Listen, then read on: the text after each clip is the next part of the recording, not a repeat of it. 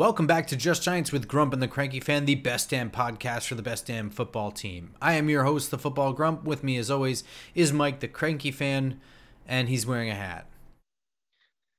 You know, people, this is not a problem for Grump, but when you get a haircut and they decide to not only just cut your hair, but get the blow dryer out and get the gel out and get all the different stuff in it. And all of a sudden you look like some crazy comic action hero.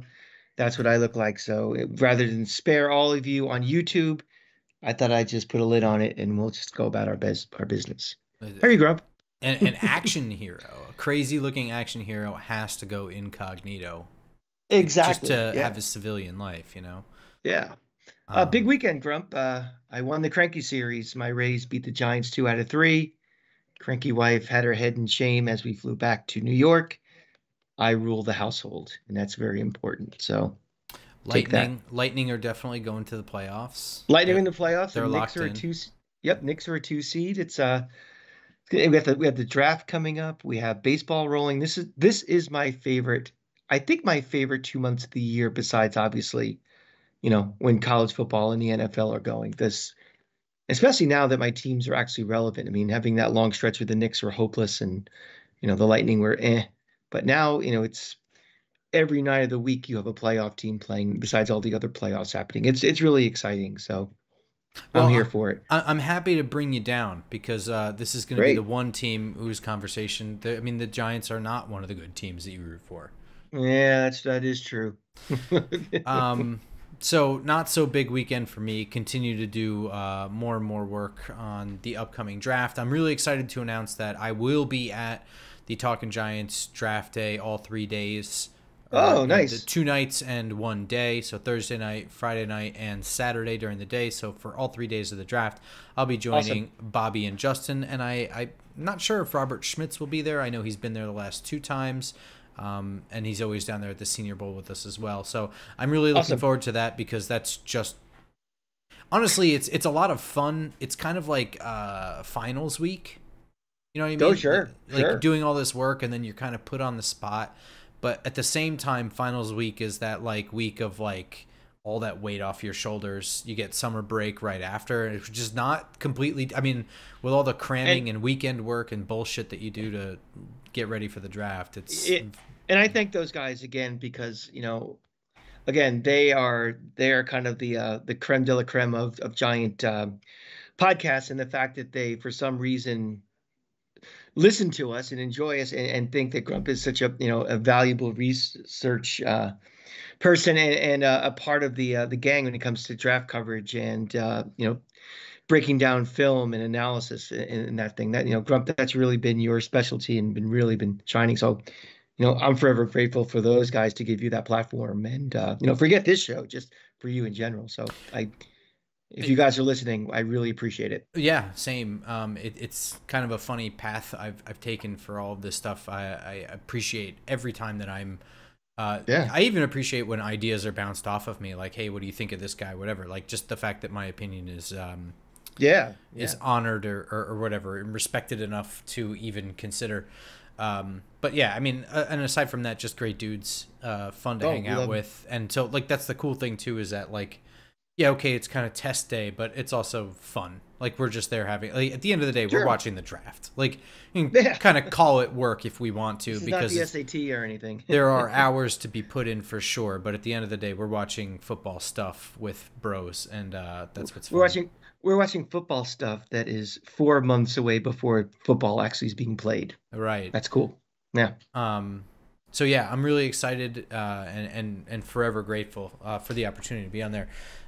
So that's going to be a lot of fun, and I assume that that's going to be live streamed on their Talking Giants channel and probably also their JM football channel. I'm sure if you follow at Bobby Skinner at Talking Giants on Twitter, you'll find all the details you need there. But if I find anything out, I'll be more specific. For sure. In any case, we're kind of wrapping up. We only have 3 position groups left to cover. We're going to do one today. And we're going to focus on it because it's, I would say, a legitimate draft target. I know it's an area of concern. And then next week, we're going to kind of slam 2 of them together Not to devalue them, but just because they're not going to be a day one draft target, either one of them. So, That's right. corners today. We're going to cover corners today, and then next week we're Well, going to do running backs and lineback, like off-ball let, linebackers. let's start with something you just said, that is a concern for many people. How do you personally rate your concern level with the cornerback room at this point? I'm curious is it the corner something that keeps you up at night? Is it something that, we're tweak away? Is it something where we need a rebuild? How do you see, before we get into this analysis of what the room is, and overall, what's your thought? It's a little early. I'm not that familiar with this defensive coordinator in enough to really say with any degree of certainty what he is comfortable with and what he can function with. I would say that looking at it on paper, there's easily cause for concern, and we're going to break that down, just at a roster sheet standpoint. I do think, and another thing I think we're going to get into is that veteran DBs that have like there seems to be like this quasi like middle ground of cheap DBs that you can get that have Hmm. veteran smarts and either declining skills or never quite had starter level skills Hmm. that you can get to plug and play. And if you really need to, you can gather a bunch of them and kind of defensive backfield by committee your way around some temporary problems. And I Right. think that when you look at the Giants roster and you see the amount of holes in it, and you look at the limitations they have with the assets left in cap space and the draft, you're looking at that as being a possible solution. And so once you accept that it's either a draft pick or penny pinching, or as Wink Martindale said, getting your DBs on, I don't fucking remember the quote. You know what I'm saying? On the cheap. Hmm. Getting them on the Hmm. cheap. Um, you have to accept that there's going to be some level of lowered expectation for the defense in the passing game against Right. the elite offenses, right? Like they've made their move on the front of this defense. They got Jordan Phillips, which we didn't cover, to Hmm. supplement Dexter Lawrence, who they still have. They still have Kayvon Thibodeau in a defense that allows him to get more stats, where he was in a defense that was holding that back and he still managed to get big stats. You still have And Azeez Ojulari. They went out and they got yeah. Brian Burns. Hmm. They are more than likely, in my opinion, and they may add somebody in the draft. I think that's absolutely possible. And again, something we're going to cover in the next couple of minutes, whatever. But I think that they are more concerned with not having busts in the secondary and letting the front four get home, letting the linebackers do their job. If you are going to throw a blitz, make sure that it's a well timed, well executed blitz. They're going to rebuild. It's a new defensive philosophy entirely. And the Hmm. defensive backfield, I think, even if you include the safeties, it's so much that it's almost the fact that they didn't even they prioritized the defensive line. That was it. They kind of blew their load for the defense this offseason. There's not enough money to fix everything they need to fix in the back. That's the way I'm viewing it. I don't know how you Yeah, see it. yeah, I look at it kind of the same way. Like, I identified entire position groups that need a rebuild or need significant work. If this team doesn't have an offensive line, it doesn't matter who the quarterback is, doesn't matter who your skill position guys are. If this team does not have a significant pass rush and can't stop the run, it doesn't matter really who's back there. So the thing is, you can't solve everything all at once, and they pick their spots of what they need to address. And I think this draft and being at 6 is kind of that opportunity where they can go several different directions. They're not like, if you are drafting 1 or 2, your direction is pretty singular. You're getting a quarterback. The question is going to be, which one do you want? At 6, you have options. You have options that are going to be dictated to you, but you can also create your own options too. You can obviously, like you said, blow your load and try to trade your way up to get one of those quarterbacks. You can get best available at 6. You can trade down. So to me, this is a spot where, obviously, if they're looking at your shopping list of things you need, a cornerback, a solid secondary is one of those things that needs a lot of work, but you don't have to reach for it, or you don't have to, the position, the opportunity could be there to present itself to get, the cornerback that you want. And also the question becomes, and when we do our evaluation of our, cornerback room, do we need a cornerback one? We used some high draft capital last year on you know, a cornerback, and we'll see. We'll evaluate him in a minute, but you know, we we have options, and we have the potential to, if we decide, if chips fall where they way, to definitely go after something in that cornerback and get somebody really good, I think. Yeah, I think it's definitely like I understand what you're saying. Being at 6, you're not as obligated from a need. Being at 6 and having so many holes allows you a lot of flexibility. Is Yes. kind of what you're saying.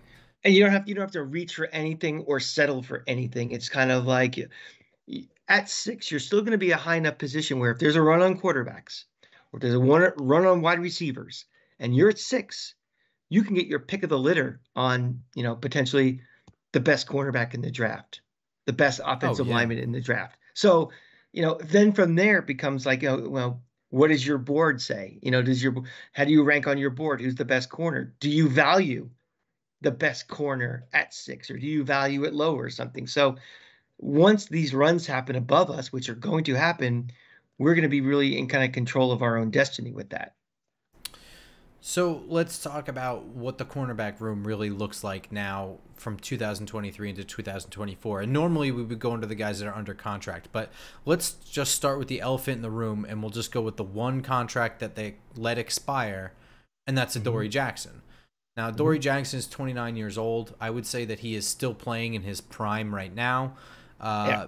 I would say that he's probably solid for 3 years, and he's likely to land a 3-year deal with like a 2-year out, or a 4-year deal with a 3-year out, depending on how good his agent is. I would say that the cornerback market is still slightly competitive right now, so that leverage, it might spike, it might go up, it might go down. I'm not sure, but I would say that he is not likely to be the centerpiece of a defensive backfield for 5 years. I think that he is at this point probably a Mm-hmm. hired gun in his career. He Did, would play a pivotal and an important role in a defensive backfield for roughly 3 years before you start seeing either a decline in his play. Well, probably both. Probably a decline in his play coupled with his salary not matching his output. yeah, I mean, did you find it interesting that when free agency opened, he didn't go somewhere right away? Do you find it interesting he's still around? No, no, because he's not the only one, and there are two very strong waves of free agency. Mm-hmm. He has a bit of a checkered injury thing. Um, within his career, maybe some kind of injury reputation is what I'm trying to say. He is at that weird point in his career, being around 29 years old. Like I said, if we had to evaluate him, if he were added to the Giants, let's just say Mm-hmm. that we had signed him, he would be sort of that weird quasi between build around in terms of his right now talent and good for now for the length of the contract, right? Yeah, exactly. I mean, you drafted Deontay Banks last year to be the heir apparent, to be your cornerback one, and maybe that, when that regime starts as him being quarterback one, may not be till this year, may not be till next year, but that to me is kind of the definition of bringing him back, would be you're good for now in your role until you no longer need to be that role, if Right. that makes sense. Yes. Mm-hmm. And I would say that while he is still on the market, and forget the money, I don't think he's coming back anyway. You know, I don't think so either. he was kind of inexplicably cut from the Titans. It was kind of a shock when he became a free agent, and it was a shock to the marketplace. And the Giants kind of signed him fairly quickly thereafter. Mm-hmm. Um, this defensive coordinator is from that regime, no? Yes, Yeah, I mean, I know he's he from the was. Titans franchise, but I'm pretty sure he was there 3 years ago. I believe he was. Yes. So, I mean, whatever the reason may have been, if it were something more than money, um, there was a disconnect there. So, Hmm. I don't expect him to be back at any cost. I Um, I think if usually in cases like this, if each party wants the other one to remain in that relationship, it's kind of figured out early. It's not one of those go off and find something. Well, I really didn't find anything. I didn't find a better replacement for you. It's like it's kind of like your best friend in high school. Well, if we're not married by the time we're 30, we'll get yes, back right. together and get Yeah, married. yeah. I don't think we're doing that right now. Um, no. Yeah, I would say not. Um, and that leaves a significant hole, right? Like without him, Sure. this is what remains, and we'll go through them one by one. But I'm just going to list them. This is the Hmm. outside cornerback room: Deontay Banks, Nick McLeod, Trey Hawkins, Stanley Thomas Oliver, Oh boy. and I think, in my opinion, I think that you can slide Cordell Flott in there. He's listed often as a slot. We covered him on the slot slash safety role. I think that if push came to shove and injuries caused depth issues, he's out on the outside. But it looks like shit. Well, I mean, outside of Deontay Banks, I think Deontay Banks is still kind of we give him so a longer rope. But other than that, you're right. It's a lot of Well, I mean, not even good for nows. Not it's just kind of like a better than nothings, and which is not a that's good not place. none of that was a dig at Deontay Banks or any of the guys individually, but collectively as a group, it's Yeah, the fact is that a NFL fan that is maybe not in tune with specifically the NFC East might not know a single one of those names. yeah, yeah. Might know Deontay Banks from recent draft, but even that, like, he wasn't the top corner in that draft or anything like that. He And I'm wasn't the trying to go, first off the board, like, and thinking back, like, did he have the Giants were on prime time quite a bit last year? And again, we're in mid off season malaise in my old brain, but yeah. were there any of those games like during a primetime audience where more people are watching like, wow, this guy's really kicked ass tonight? I don't seem to remember that. No, I mean, he had plays last year that definitely were standout plays that definitely would have been replays slow mo with commentary specifically pointing him out. I don't know if Right. they were in prime time, but I think that also, just in general, the general takeaway from any Giants primetime performance, I would say in the last 5 years, but specifically last year, it doesn't matter if Deontay Banks had three amazing plays. The general outcome would be like, God, that team was awful. Yeah. I mean, I don't think it had any staying power. He had no pick sixes. You know what I mean? Like that that's the only thing that would overcome He the didn't go one overall on one with shitty performance. he didn't go one on one against an elite wide receiver one in this league and hold his own or like stone somebody to say, God damn. Yeah. And even if he did, it was during a loss, so it doesn't get remembered.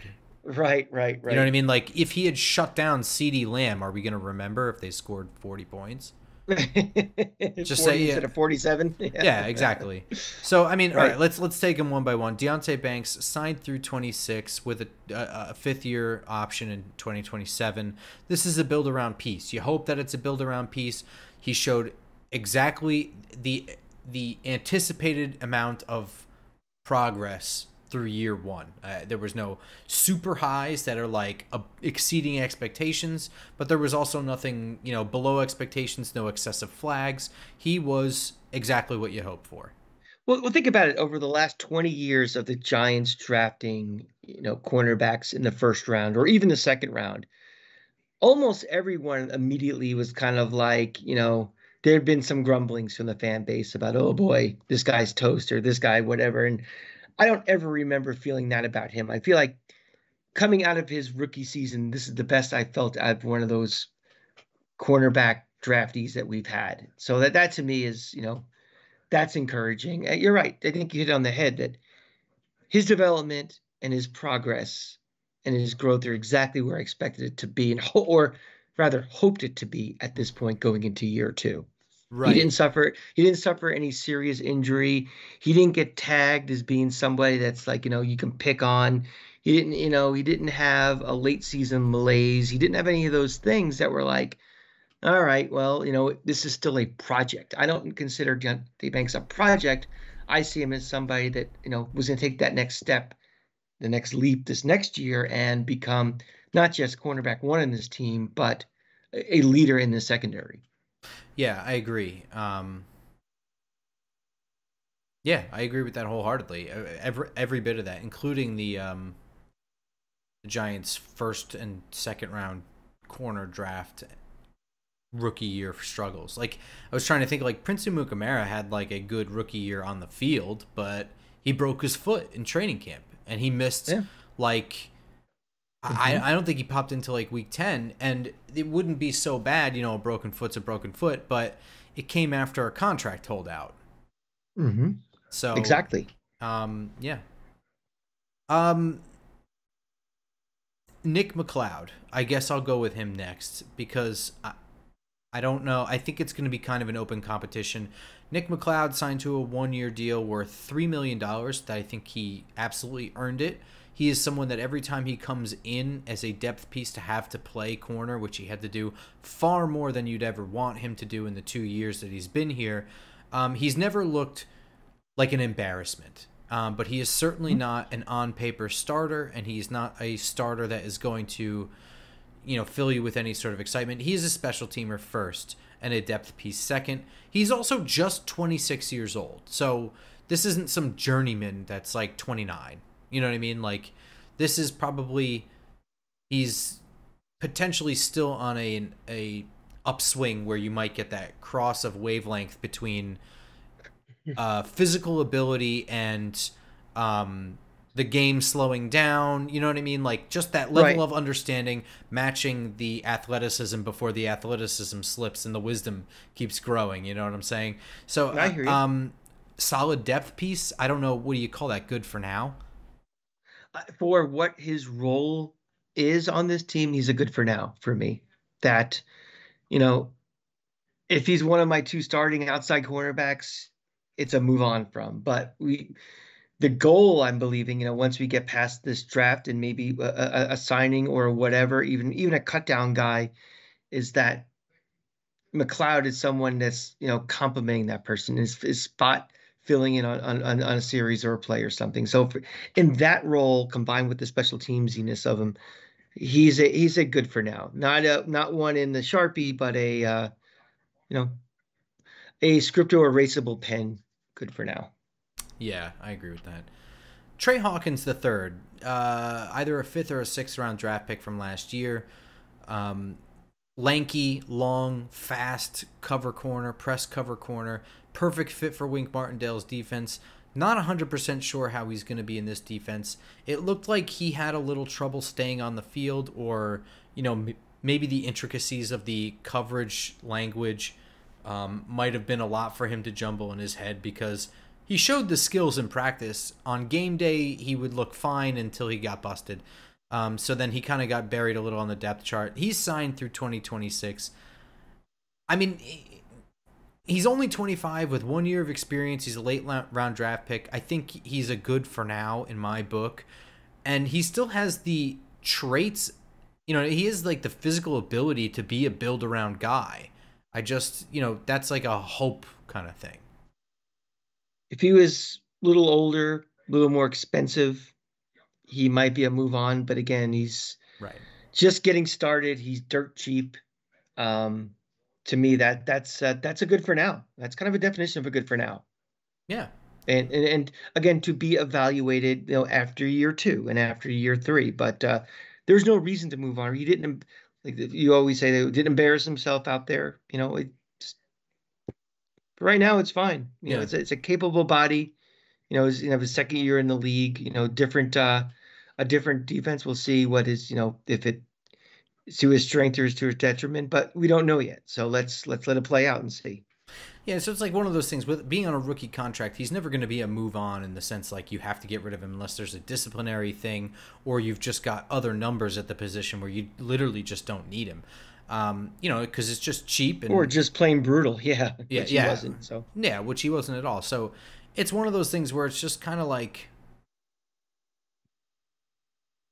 right now, given the depth, it's a problem.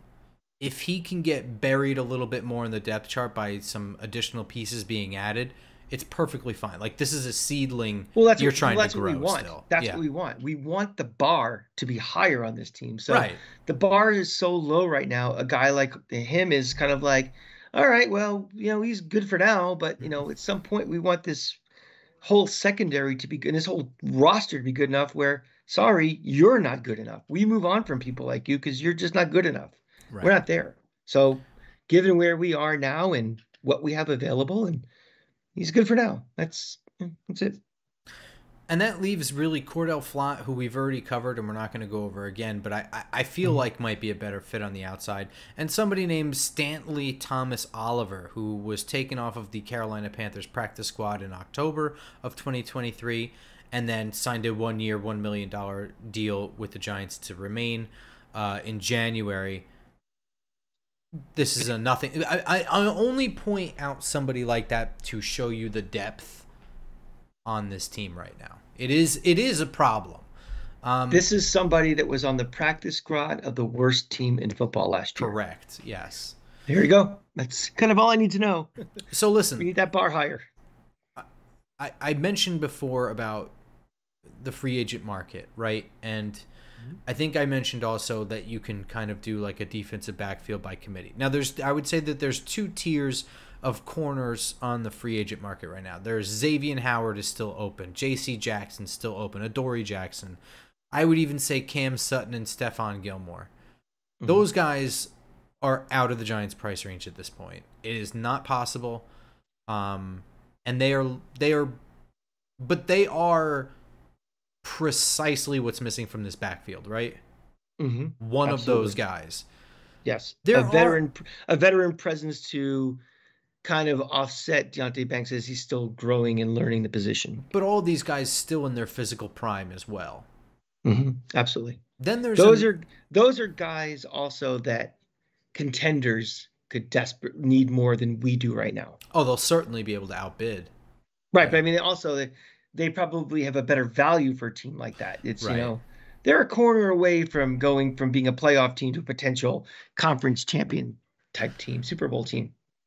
Then there's this other level, and these might be exciting names, but well, no, they're not. But the first one is Patrick Peterson. But Patrick Peterson is like 34. You know what I mean? At some point, Patrick Peterson is not going to cost what Patrick Peterson once cost. Fabian Moreau, another one, like a $1 million, will not embarrass himself, but how necessary is a Fabian Moreau to this defensive backfield? Patrick Peterson, going back to him for a second, sounds like the type of guy that either a Jerry Jones, right, or a new owner who thinks he's playing fantasy football would say, sign that guy. Where it's just like, I know the name, I know what he does, I know his history, but isn't really an evaluator of talent anymore, and it's just going on, collecting icons. If you want to get him for that reason, he will sell jerseys to stupid fans. The other angle is that Patrick Peterson delivers 34 years worth of corner experience. He still has the physical ability to be a starter in this league, although not a great one. If his is worth the phone call. I mean, if he is as cheap as he should be, it's not a bad decision to add to this backfield. You're bringing experience back there. You're bringing someone who can help coach younger guys. If you're going to draft a guy and you still have a Deontay Banks that's still young, getting this kind of leadership in your backfield is not the worst option. Let's look at this then from Patrick Peterson's perspective. Sure. Are the Giants a team that I want to kind of spend the twilight of my career in? It's like guys like him think they have, one more shot, and that what they don't need the money at this point. It's, I'm going to try to get a ring. I'm going to try to, be at least on a team that's going to compete. This team is not there. So think the interest level would be more for the Giants kicking the tires than him kicking the tires on us, for sure. Maybe. It depends. It depends on how many teams come calling. If you don't call, you never get a call back. But yeah, but I mean, for as far as like gauging what his real interest might be, and maybe who knows? Maybe he's decided that I see the end, and maybe I want to look at a career in coaching, and this might be my entry point or something. I mean, Or this is maybe it's again with, just maybe I want to spend a year in New York. and this is, where this little commentary is based with my giant, tinted glasses on. But somebody out there, again, I think will be willing to overspend because of who he is, or might I find don't him think as so, a, man, because you don't it's think not so? like he made a ton of money last year. Yeah. I mean, overspend even for what the league values him to be. I mean, that means going from 3 million to 6 million or something. I don't Oh, know. he didn't make that much last year. Or whatever. I mean, but still, I don't know. I, I see a guy like him. I just think I don't see us attractive for a guy like him. I mean, I don't disagree with you. Mhm. I don't think that we're that attractive, but for a 34-year-old that only commanded $3 million from the Pittsburgh Steelers, who were not a contender last year, nor were they projected to be a contender, is this really Yeah. the kind of person that's going to turn his nose up at a phone call from with a New York area code? I don't think so. Yeah. I mean, like, I think this is a guy that will take $3 million to play Could football. be. Could be. Um, Could be. the other one, Akella Witherspoon. You know, there are a second tier of guys that you can offer 3 million to the vet minimum of 1 million to that can complete this backfield in some ways. The Hmm. more likely thing here is the draft, right? Okay, Yes. and in day one at 6, I think is high for this draft. But if there's a trade down scenario, and there definitely we covered some of that. The big ones are, Terry and Arnold from Alabama, Hmm. right? Definitely somebody instinctual, strong in coverage, good speed to close at the catch point. He's 6 foot 190. He's built right.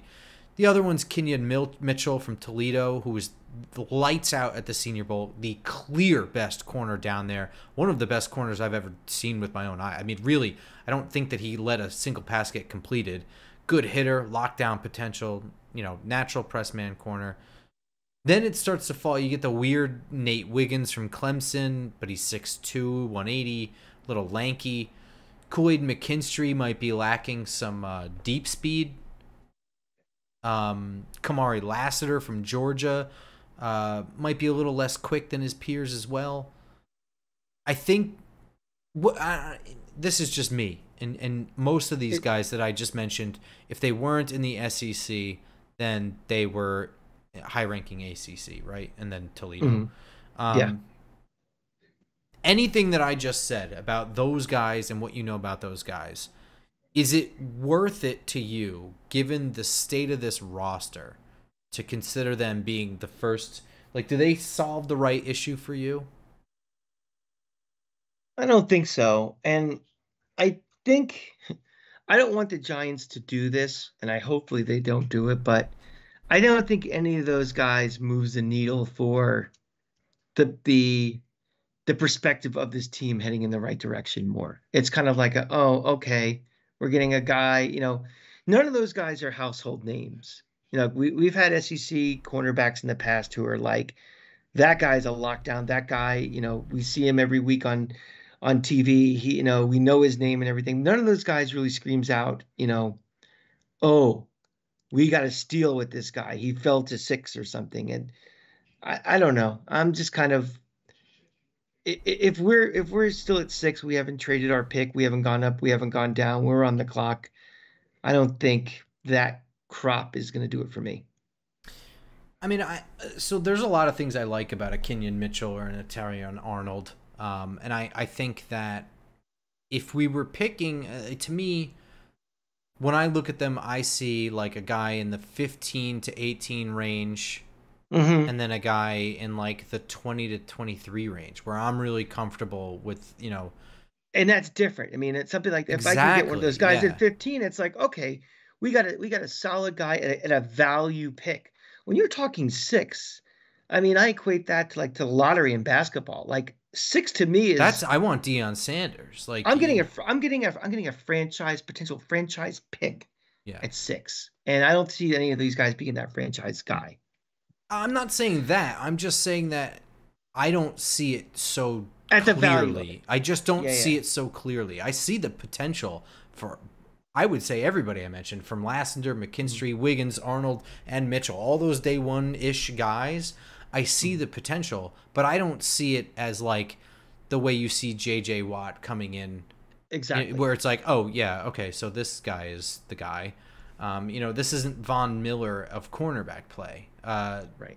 If Kenyon Mitchell played somewhere other than Toledo or had something more to give me, film wise, I would feel a little bit stronger.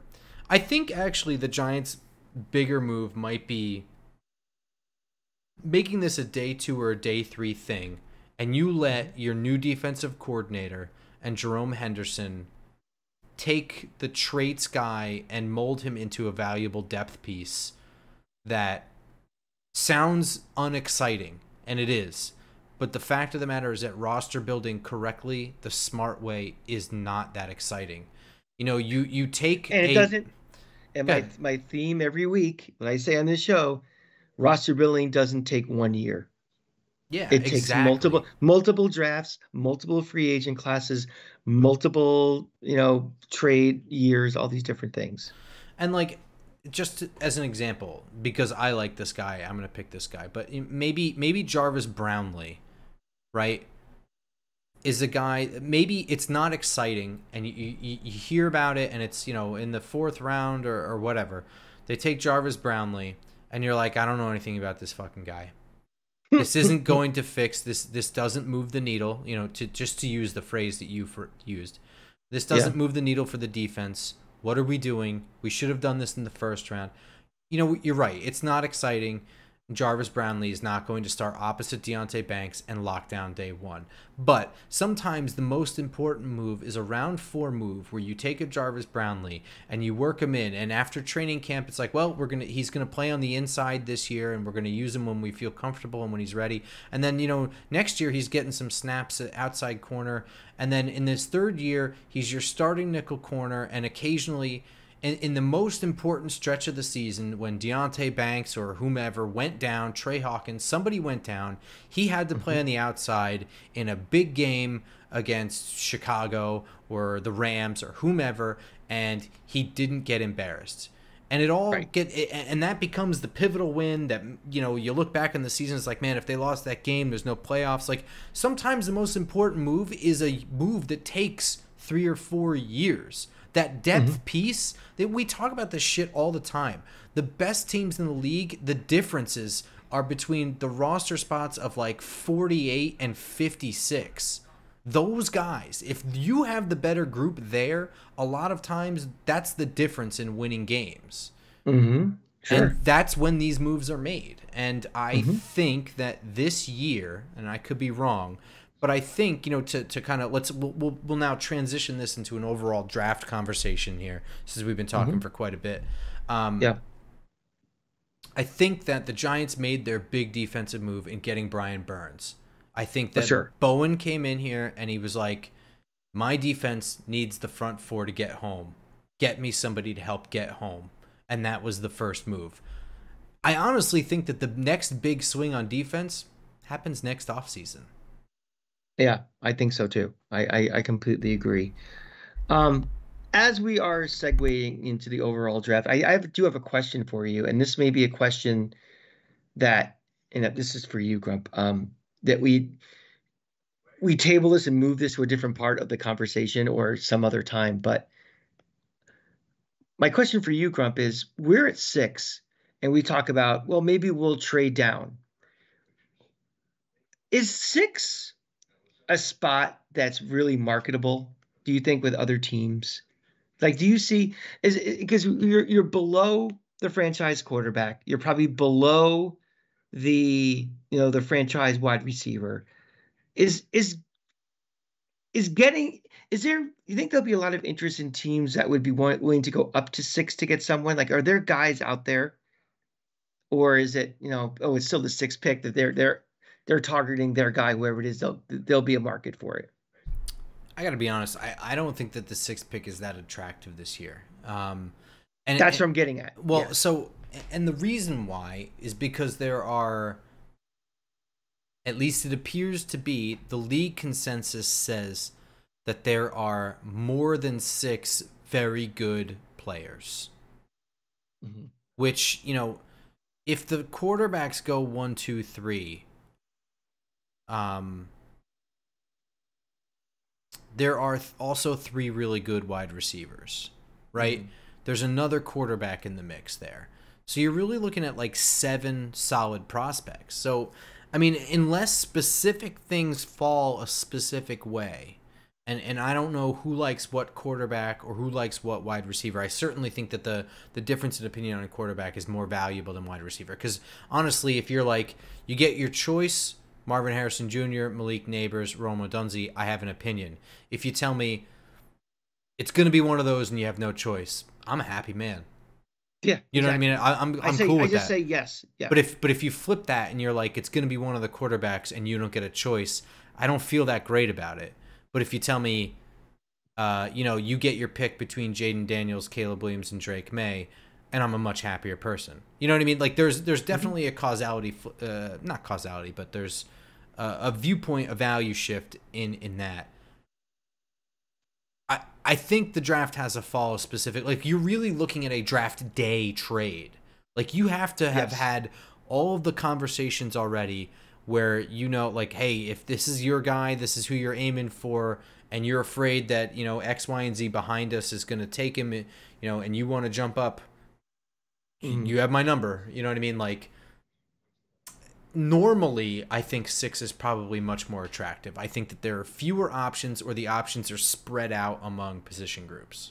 Yeah, that's my thinking too. So when, you know, people say, "Oh, you know, let's just trade down and get like a multitude of picks," and really, I don't know if that's there. I really don't this year. 6 is it's a tough spot to be. I could see Brock Bowers being the weird thing that somebody wants to trade up and get. Could be. With all the nonsense, and I'm not saying that I value him that high, but with all the smoke and not, there's always like one really good player that, you know, people are like, oh yeah, he's like 10, 11, you know, he's definitely really good, but it's the position he plays or whatever. Some team, man, like I remember the Saints trading up like a bunch of spots to get Marcus Davenport to play edge. And I was like, wow, why? That is, I like the pick at that spot, but I wouldn't have traded up to get him. It's not that good. Like, I could see Brock Bowers being that guy. Sure. I mean, he has the potential to be a Pro Bowler in this league for a while, and it's based on what a team with a specific scheme and a specific mindset of what they want to do. I could definitely say, you know, them saying we may break our bank to get him. I definitely could see that. Yeah, it's just weird at 6. But I think I just don't think there's a lot of. I just think there's a lot of those guys. And yeah, 6 is like that. I don't see anyone valuing the. Yeah, there's no. I'm trying to say like the Brock Bowers situation. It's not that they would value him more than a Marvin Harrison or whatever. It's just that they don't need that wide receiver, and they're afraid the tight end's going to fall. And even then, it's a ridiculous. As I'm saying it, it sounds ridiculous. Right, and there's no like. Well, there's also the one left tackle that's, you know, the consensus best one that, you know. So I actually do want to. I'm glad that you said that, because I agree, but I don't understand what it is. So I think that, to me, the best tackle in this class is from Penn State, and his name is Olu Fashanu. I like Olu. I think that he looks steady. He looks strong. You know, he's not overly whatever, but there is a lot of not just like Twitter fan, you know, people like me, but like even like Dane Brugler, you know, Lance Zierlein, like pros, a lot of support for Joe Alt from Notre Dame. And I don't understand. To me, I'm seeing a guy who leans a lot, and I think it has a lot to do with him being incredibly tall. I think he's like 6'9" or something like that. I don't see how that's supposed to fly at the next level. It kind of didn't even fly at Notre Dame. And the Twitter group, the average guy, the average football fan, I think it's easy for me to write that off as, well, he's got a gold helmet on. You know what I mean? Yeah. But Dane Brugler, I know he's better than that. I don't think that he is doing that. So there might be a left tackle. I agree with you. I don't think that there is one that I'm considering in the top 5 or just outside of it. but there is a lot of support for Joe Alt out there, and I just don't get it. Maybe I could be totally I wrong. I think that drafts or the majority of draft movement is based on narrative. And again, And we have also such need. Like you can convince need, yourself if you need a left tackle that, oh, well, maybe we could fix that. You know what I mean? Like, but I mean, I'm talking about like the oxygen in the room. This has been since January, and even before that, this has been a quarterback, wide receiver, heavy. It's kind of like, it's like an election. There may be 7 or 8 candidates who are running for, the nomination of a party, but really 2 of them are the ones that are getting all of the energy. They're the ones that get all the conversation. They're the ones getting all the write-ups. They're the ones that are always been talked about. And the other ones that may be the better candidates just don't get, they can't get, their head above the crowd to get enough attention. And I think that's kind of what's happening with some of this. We have been talking about quarterbacks, and we've been talking about these 3 receivers for so long. And even quarterback, and quarterback is such a, you know, it happens every year that somebody joins the party for the quarterbacks mm, based on, because, and this is not one of those where, offensive linemen have been in that discussion point for 4 months, and they're behind in the narrative story. So I think that's really more what this is. I'd love to be a fly in the wall in these war rooms, in these prep. What are they really thinking? Because we all know that they have their own boards, they have their own valuation of players and stuff, and again, they have the best assessment of anybody else of what they actually need. I mean, when these guys are doing mock drafts, they're not, I don't know how much they're, factoring in, you know, this guy's left tackle is going to be a free agent after next year, and this and that too. So I don't know. Now this is the time of year where you wish a guy like Tommy DeVito didn't win a game against Green Bay. So maybe we're the 5th or the 4th pick, but such is life, and this is where we are. yeah, I mean, I'm not ready to. I don't know. There's so much that goes into a draft and what went right and went wrong. And Mhm. the main thing is that you don't know right now, and you don't know on draft night, and you don't even know after year one of watching your draft picks go. It really is like a 3-year process of knowing, like, Absolutely. boy, everything really fell the way we wanted. Like next year is the final. I wouldn't say final, but it's a lot of the writing is on the wall for Joe Shane's first draft. It's an important year for Evan Neal next year. It's an important year Hmm. for Kayvon Thibodeau. Um, I I think that's important. Like if Evan Neal wins the right tackle job this year, when push comes to shove, that's very important for him. If he kicks inside and he kicks ass there, that's still a win for him. I mean, finding Hmm. a spot. If he fails, if he can't crack the starting lineup, that is a huge blemish on Joe Shane's record. And It's it's always on the player to get better, but there were concerns about Evan Neal, and they seem to have come true. If that is the case, it would be likely that they came true. you know it's a huge blemish, but I don't think it's as big of a blemish as people are going to make it out to be. Because remember, he was our second pick in this draft. You know, Hmm. we went with Kayvon Thibodeau first. He was the marquee name of this, and it was just like, holy shit, we got Evan Neal also. It was Right. kind of like it was like a, not a throw in, but just like a icing on top of the cake we just got with Thibodeau. So yeah, if he flames out, it's a whiff, and you never want a first round pick, much less a top 10 pick, to fail. But I don't think it is going to be what goes on his obituary in 20 years. It said, here lies Joe Shane, Evan Neal whiffed. Yeah. Well, I mean, we'll see. It's a young career for Joe Shane. That may Mhm. be the thing he's most noted for. It hasn't happened yet, so Yeah, I would shake not that right picture, now. Doc Brown. That Polaroid, things will disappear. Um, yeah, I don't know. I guess, yeah, like, let's get into the bigger kind of Okay. discussion point I want to do is, now that we're almost done with our, our position analysis, and we're still a couple of weeks away. But we've been talking about this now for months. And I personally, this is when I'm kind of done. It's like there's too much other things going on right now in the sports world that I'm ready to say, let's get this draft going and then let's see what we have and start talking about that. But right now, with a couple of weeks to go, after all the analysis you've done, all the film work, all the, evaluations and everything, where do you see the state of the Giants, like the state of them going into this draft? Not necessarily what you think they will do. We can talk about that in like a next week's episode, but what do you think they should do based upon we're drafting six? Are there picks and stuff? What you think the board will be like? Just kind of let's start wrapping up this offseason and draft prep and start getting into draft realization, I guess. I feel bad, man. I don't feel great going into this draft, and I don't recommend that fans follow my lead. Enjoy things. But here's why I feel bad. There's a lot of talent in this draft.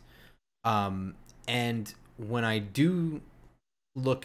go through each position group and I'm looking at the top end talent, and I'm like, I tend to look at things, right, like as a funny little way. So I grade guys and where I put their talent level on a day 1, day 2, day 3 pick, right? And then once I've narrowed that down, then I kind of do more work on them, and I start to find where on those days I start to refine based on position, based on the film, based on combine, pro day. They'll kind of move around, right? And for the record, you're not somebody whose end goal is to create a mock draft. Yours is more about evaluation. Yeah. It has nothing to do where I think they will go. It has to do with where I would take them if I were a blank roster sheet. Like how I would rank. Yes. And that's a difference from someone who's like a Mel Kiper, like this is my mock draft or anything. You're looking at it differently. I mean, I'm not interested in predicting what other teams are going to do because I'm not ultimately ever going to be picking. So it's not really my prerogative to be one step ahead of the other guy. I'm not actually competing with anybody. I'm just trying to say, like, well, I understand why they took him early because they didn't want this guy to get him, but, this is not a round 2 corner or whatever. You know what I mean? Whatever. Exactly. That's sort of, I want that barometer for myself. And that's sort of how I started doing this stuff, was I needed an internal barometer for what teams were doing. That's what I wanted to understand. And then, as I get through that, I start to just flip down my blue shades. And then I start looking at all my own work from a Giants standpoint, just for my own fun. And I'm like, well, if they were to take one with their first round pick, who is that going to be? And I do the same thing with each of their picks. Like if they were to ignore it and they were going to address it at this round, what would it be? If they were going to address it at this round, what would it be? What's good value here according to my own grading? And when I did that, as I did this for each position group, I just realized how many damn holes are on this roster. So I mean, that's really that's where it came in. Where if the Giants secure a quarterback, their quarterback, it doesn't matter what I think. If Brian Daboll, in all honest to goodness, says this is the guy that I wanted, it doesn't matter. None of my concerns are a problem because it resets the timetable. Everything is okay if next year is a complete and utter disaster because now the timetable has nothing to do with next year. But there's a real chance that next year we're looking at Daniel Jones throwing passes to Malik Neighbors or Rome Odunze or something like that. And I'm not complaining about that. But the expectation level, we say, the Giants are in a great position to get a guy that they can groom this year, but if they don't do it, they still have another year. They have Daniel Jones as an insurance policy. They're financially stuck with him. It's just not exciting. And I don't know. It's weird to think, like, are we going to be in a better position to take a quarterback next year? Like, I don't think so. Are we going to be worse than what we saw last year?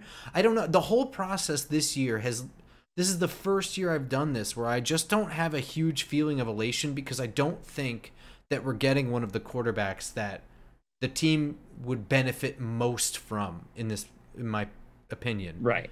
And now we're looking at getting a wide receiver, which I'm not saying a number one wide receiver isn't super important. I'm also not saying Daniel Jones won't be really productive with one. He might have a career year.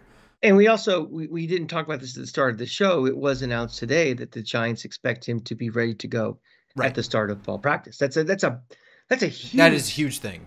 Yes. That changes a lot, preparation for the whole offseason, getting a backup quarterback ready to go, possibly playing in games. So that's kind of what snuck in there a little bit, but that's a major story.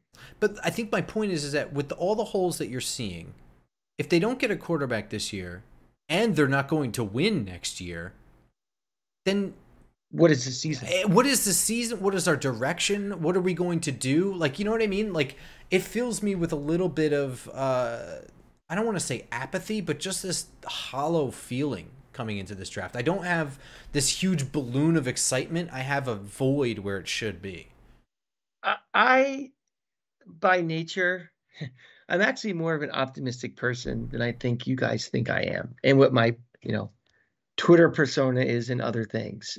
I try to be optimistic, especially in the beginning of things, not irrationally optimistic, but kind of relatively optimistic. And there's a small piece of my brain that keeps going back to everything last year was a perfect storm of problems, that we're not as bad as what we saw this team last year. I don't think we're as good as the 11 win team we were the year prior, but I keep going in my brain back to, we were down to Tommy DeVito. Tommy DeVito. We had an offensive line that was a rotating chairs. We had a franchise running back that missed significant time. We lost in the first half of the first game of the year, arguably our best player out for weeks. All of these different things, turmoil behind the scenes with the coaching staff. The collection of all these things together, may not mean much of anything, but somehow to me, it's like the bar for this team is not as low as we saw and what the rest of the world thinks it is. So for that, I'm not in this is a hopeless year. I'm certainly not lining up to get playoff tickets right now, but I'm starting off at a little bit of I'm giving last year a bit of the benefit of the doubt in the past and see where we are. Now, I could be completely wrong, and we could say by October 1st, we're starting our 2025 draft analysis, but that's how I'm kind of going into this. Now, yes, this roster still needs significant upgrades in a lot of positions, and I think we have to start thinking about the post-Daniel Jones world. It's not a dire emergency for me that we have to panic and mortgage the future to make that succession plan in place in 3 weeks. But we have to start thinking about it, because based on this trajectory of his health, the money that's coming to him and all, his performance, quite frankly, this probably is not going to be the long-term solution for this. So we have to start thinking about it. But we don't have that opportunity to do that this year. I mean, there's a potential, but we don't have that opportunity. So I don't want this team just be in panic mode and feel they have to win now to save jobs, to win back the fan base, to win the media back on their side, to worry about what our co-tenants in MetLife Stadium are doing, worry about the rest of the division, worry about the cost of tea in China. I just want them to they have a plan, keep doing what they're doing to execute their plan to get this team to where it ultimately needs to be. And don't take any shortcuts. Don't mortgage the future for now. And, hopefully that's what the plan is for this draft. Getting free agents after cut down day, next year's draft, and et cetera, et cetera. So I am a very long-winded answer to, not as apathetic as you are, but not as hopeful either. Just kind of, we're getting there. The process just has to keep coming. Well, I hope I'm not outwardly apathetic. For somebody who's Grump, I've done I think, done a pretty good job of holding on to that feeling of dread. I don't think I vocalized it. No, Um, but I mean, this is something that apathetic doesn't mean dread. Apathetic just no, means I don't care. Or you're it's just yeah, this is a step in the process. This is me. I'm not eating tonight spaghetti with clams and having an exciting Friday night meal. This is Tuesday meatloaf. This is just what's for supper, Mom? Oh, this? Okay. It's food. It's fuel. It's not the gourmet dinner, the exciting night out at the fancy restaurant. yeah. But you need that fuel to survive and to grow. So it's not like there's not a point to it. It's just not the exciting way to go through life right now. So it's interesting. You kind of took the perspective of where this draft affects 2024, and I think that you're right. I think when you view it in that way, it's easier to come away with like, God damn, Malik Neighbors with a healthy Daniel Jones and Andrew Thomas being healthy from the very beginning, all these additions on the offensive line, and maybe without all the cap space tied up in the running back field, and we can just supplement Devin Singletary with a draft pick that Joe Shane and Brian Dable choose, a running back that they like, and maybe we get a tight end to help out, or like a real one, and we don't have to worry about this stupid Darren Waller retirement bullshit. Maybe this is what we need, just a few offensive pieces, and bam, and we're scoring points. And 2024, maybe we're not going to the Super Bowl, but maybe we make a push to get a wild card spot or something. Maybe that was what we needed. That's fine. I think that perspective makes sense, and I think that I think that that's a logical, realistic, realistic approach. I think my feeling of hopelessness comes from the fact that I always view the draft picks as part of a bigger plan. You know what I mean? Obviously, you're always building it with a goalpost about 3 to 4 years out. That's moving every time you pick in the draft. But there is something about being right there with a group of needle-moving quarterbacks, and not getting one. And like I said, it's just about resetting that timetable. Like Malik Neighbors, you're right. 2024 looks a lot more hopeful with Malik Neighbors. 2026 looks a lot more hopeful for Jaden Daniels. You know what I mean? Mm-hmm. And I think that I don't know what 2026 looks like with Daniel Jones and Malik Neighbors. And I think that's where my level of concern, like I know that 2024 isn't a Super Bowl year, but it's just a step in the right direction. What's 2025? Is that a dip backwards? Is it still building? Like, does Malik Neighbors keep us building beyond 2024? Is where I start to feel the hopelessness. So, like, I get what you're saying, but I guess it's just the feeling that I have tethered to the draft. I think I don't have that feeling of hopelessness, of just I don't know. Because well, okay, it's there's so much tied around. Ultimately, you talk about Malik Neighbors all you want, the offensive line all you want, the coaches, the general manager all you want. At the end of the day, the most important piece of this is I don't know opening day 2025 who our quarterback's going to be. Right. That is the piece to me that doesn't leave me hopeless. Just leaves me with I don't know. And the future is 100% cloudy. It is a San Francisco foggy morning because I just honestly don't know. I mean, I can convince myself to the cows come home that Daniel Jones will never be injured again and play like he did against Minnesota. And he's justifying of having a contract saying he's one of the 12 best quarterbacks in the league. And I can just as easily turn around and say he's hurt again. Right. And he's not healthy, and he looks like he did in that Vegas game before he was hurt for something else where this guy's broken down at 25 years old. So I don't know. I don't know if even if he is healthy and he's just playing marginally, do we want to still have another year of spending $40 million on marginal? I don't know.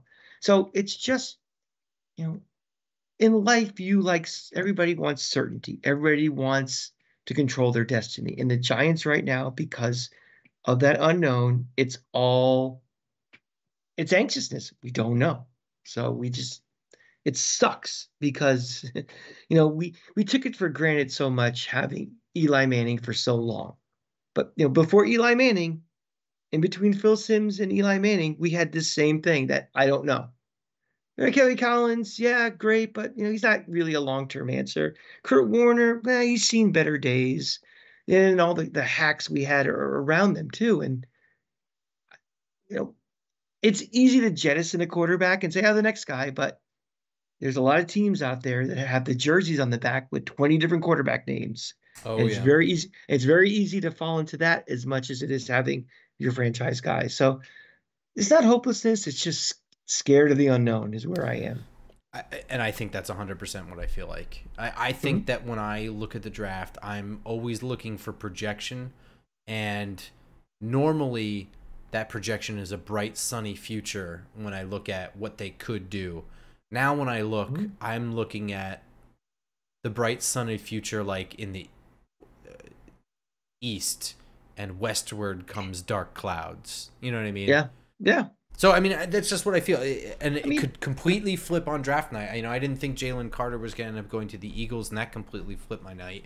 I would be very happy to see Jaden Daniels fall to the Giants, and that would completely flip my draft night. look, remember also another thing too about the hopelessness versus the unknown is that I don't know about you. I still feel very confident in Joe Shane. Me too. I still, Yes. I still feel very confident in Brian Dable. Yes. I still confident in Mike Kafka. To be determined on the defensive coordinator, but now we're starting to get to the lowest level. I still feel like this team is being run correctly and properly with a focus and a plan. Now, like in everything, nothing always goes 100% to plan. You know, everybody, look at everybody's draft board for the last couple of years, you're going to have hits and misses.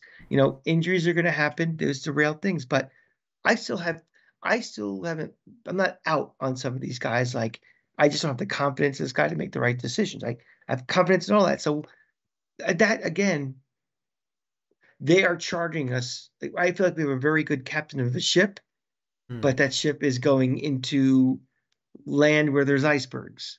And I see. Yeah. Okay. unfortunately, you're not Leo, and you're not. That's what I'm No, with. that would be fortunate, wouldn't it? I guess so, unless I'm Rose, which I wouldn't give you Oh, any room but on my little yeah. yeah. Well, I would like to not die. It would be cool. I Oh, get what you're saying though. That's a good analogy though. It's you trust your captain, but you're hitting. You're going into turbulence. yeah, exactly. Yeah, yeah. I feel the same way. So, Hope I um, made you feel better, Grump. yeah. I mean, like I said, I think turbulence is the perfect way to look at it. Normally, I look at the draft as a giant beachside vacation. This is still going to be that, but there might be some turbulence. No. And that Um, turbulence, yeah, exactly. and just a reminder, as we hit the end of this episode here, I will be draft day. I will be on Talking Giants on their live stream, and I believe it's probably going to be on JM Football as well. I'm going to try and get all the details so that I can communicate that better on the next episode. And what do you think? You want to do one more episode Wednesday night for Thursday morning next week? Yeah, we should do that. We should do our Monday show and do a Wednesday Yeah. draft preview show. Yeah, that one will probably be much shorter. Not our normal long form hour thing, but that one will probably be like final thoughts, day one thoughts going into it. I'm sure some wonky news will already be hitting by Wednesday when we're doing that. So Mhm. excited for that. In the interim, follow us on Twitter and iTunes, SoundCloud, Spotify, and of course YouTube at football_grump, at the Cranky Fan, Just Giants Yeah, Pod. Tell a I friend. I had to break my Twitter silence today because my idiot manager of the Rays is really. It's April 15th. I'm already annoyed, so I had to break my momentary silence. So, a Well, couple of that's Cranky dirty Fan words out at there. his that's your original shtick. Yeah, just blasting idiot managers I have, and as much confidence as I have is in Brian Dable as how lack of confidence I have in the Rays manager, who I didn't want to say his name anymore. Well, I highly recommend. the Cranky Fan's persona really, I think, developed and came to its own through baseball tweets. So if you don't follow the Cranky Fan, April through August is a great time to follow him on Twitter. Yeah, I might have to get back into action again. I've been going through therapy to not to have every thought in my brain be tweeted out there, but sometimes when you have all this inside, you have to get it out somewhere. So there might be a rebirth of the the nightly excrement of emotion. Yeah. It's a lot of really, really good frustration. It's hilarious to read. I highly recommend it. All right, until next week, we will see you all on next Tuesday morning. Until then, go Giants. Go Giants.